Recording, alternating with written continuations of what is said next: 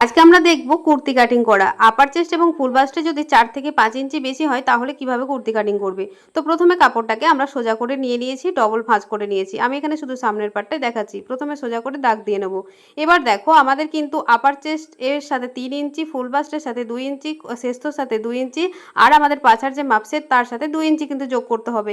এবার দেখো ওখান থেকে আর্মহোলের শেপ দিলাম 7 ইঞ্চিতে, পয়েন্টের মাপ দিলাম 10 ইঞ্চিতে, 14 ইঞ্চিতে দিলাম আমাদের শেষতোর মাপ আর 21 ইঞ্চিতে দিলাম আমাদের পাঁচার মাপ। এই মাপগুলোকে এবার সোজা দাগ দিয়ে নিতে হবে। দাগ দেওয়ার পরে এবার আমাদের রাউন্ডের মাপগুলো নিতে হবে।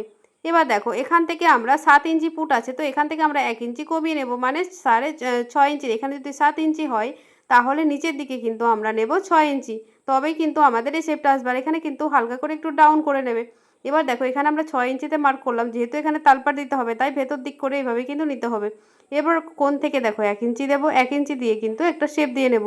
শেপ দেওয়ার আগে আমাদের এখানে ছাতির সাথে আমরা কি ছাতি বলতে এখানে আপার চেস্টের সাথে 3 ইঞ্চি প্লাস করে সেটাকে 4 ভাগ করবে, 2 ইঞ্চি এক্সট্রা নেবে। ফুল বাস্টের সাথে 2 ইঞ্চি প্লাস করবে 4 ভাগ করে, সেখানে আরও 2 ইঞ্চি এক্সট্রা নেবে। এবার শেষতেও কিন্তু 2 ইঞ্চি প্লাস করবে আগে, তারপরে 4 ভাগ করে 2 ইঞ্চি এক্সট্রা নেবে আর 1 ইঞ্চি আরও টেকিংয়ের জন্য নিলাম। টেকিং দিলে কিন্তু ফুল বাস্টটা খুব ভালো মতো সেট হয়।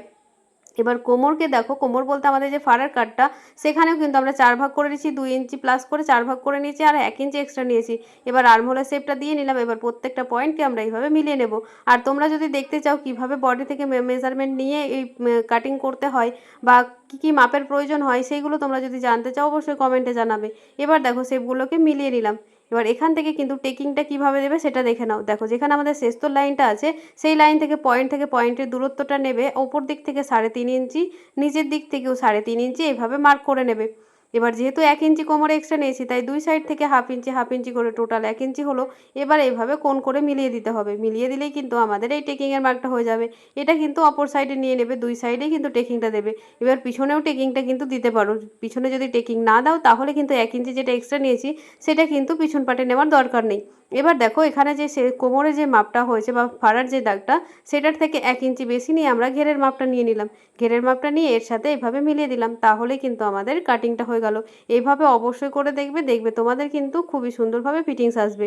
এইভাবে কিন্তু যখন কাটিংটা করবো শেষতোর লাইনটা দেখো এরকম স্ট্রেট মতন হবে, সোজা মতো হবে। টেকিংটা দিলে আমাদের কোমরের মাপটা খুব সুন্দর হবে। কেমন লাগলো ভিডিওটা অবশ্যই কমেন্টে জানাতে ভুলবে না। যদি তোমাদের একটু ভালো লেগে থাকে তো প্লিজ চ্যানেলটাকে সাবস্ক্রাইব করে পাশে থেকো। আর পাশে থাকা বেল আইকনটা দিতে কিন্তু একদমই ভুলবে না, যাতে আমার ভিডিও দেওয়ার সাথে সাথে তোমাদের কাছে পৌঁছে যায়। তো বন্ধুরা আজকের মতন এইটুকু, দেখা হচ্ছে আবারও নতুন কিছু নিয়ে। তো আজকের মতন বন্ধুরা টাটা।